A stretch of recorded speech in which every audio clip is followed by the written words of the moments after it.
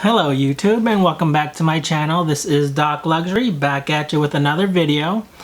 This time we're going to be talking about my watch collection.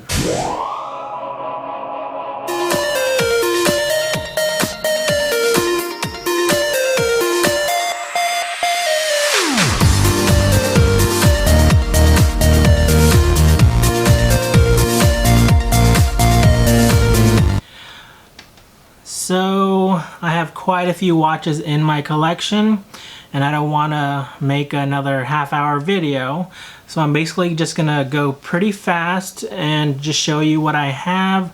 I'm not really gonna spend too much time on any given watch, but I will probably make follow-up videos comparing several watches together. But I will go ahead and switch over to another camera and I will go through my watch collection. Alright, so this is just an overview of my watch collection. As you can see, I have quite a few, and you'll also notice that I have a few multiples also. But I think the best way to do this is probably to start out with, my less luxe pieces, and then I'll go up from there.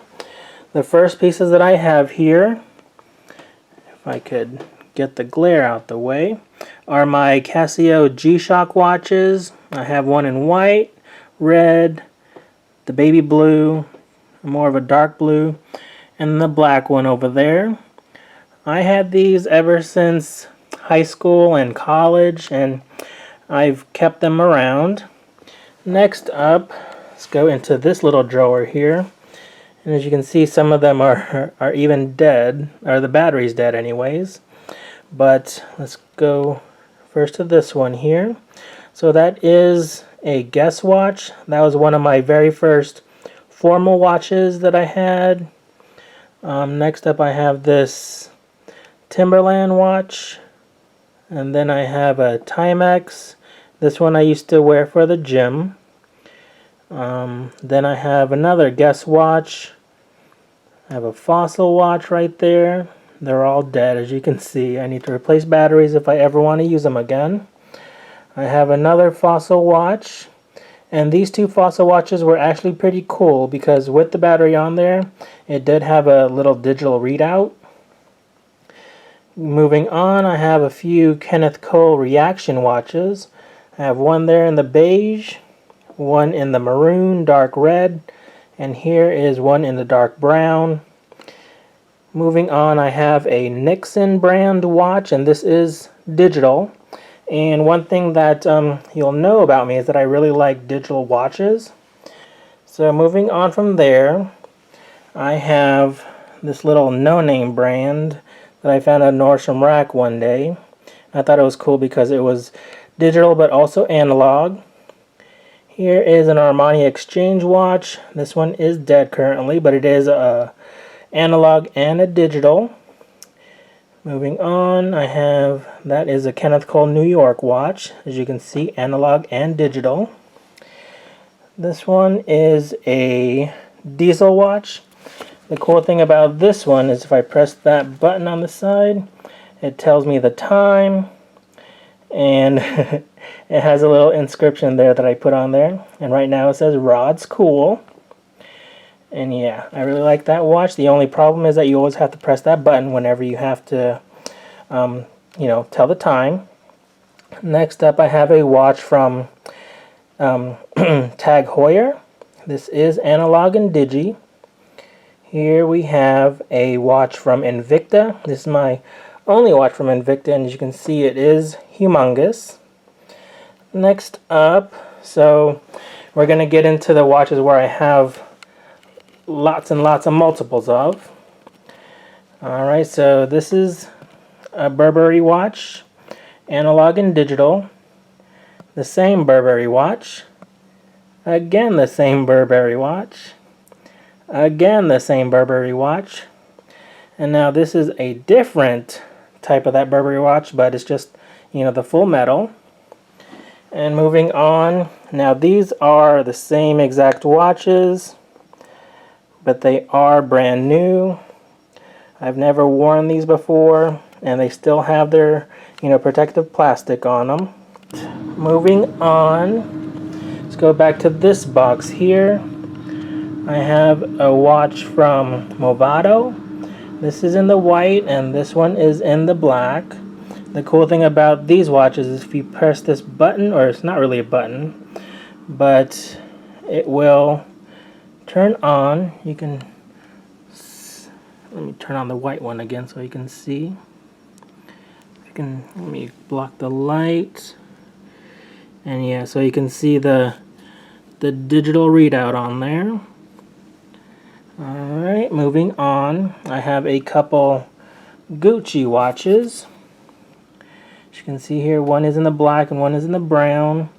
Again, digital, which I love. And here, that is just a simple Burberry digital watch. Moving on, I have my Pride and Joys here.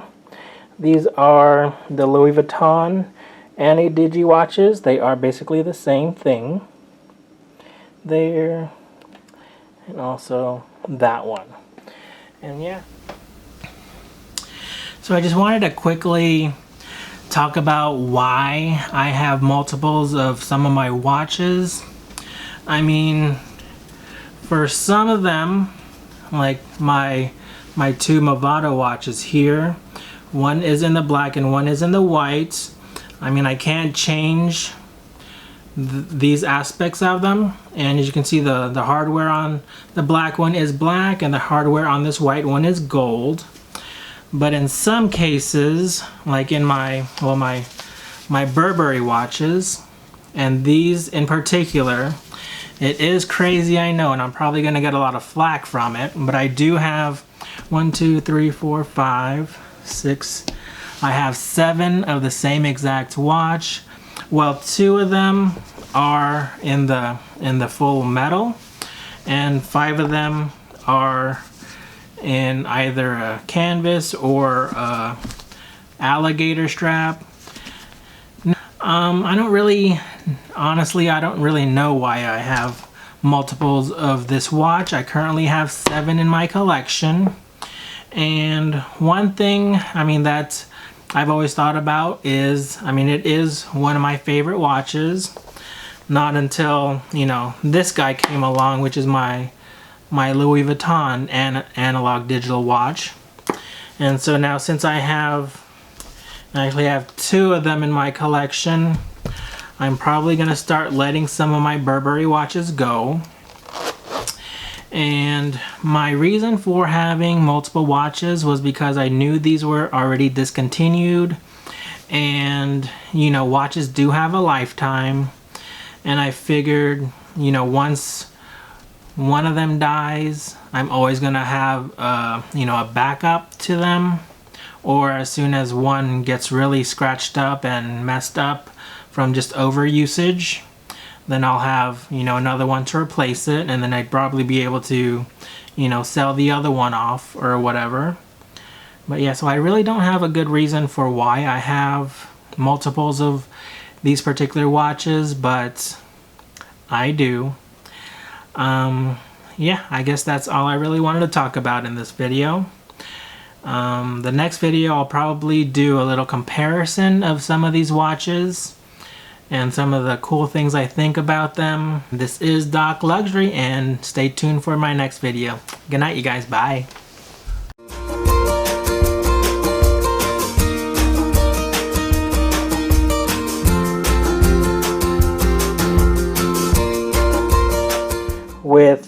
Here, let me flip it over here. Oops. Or actually, I'll do this later.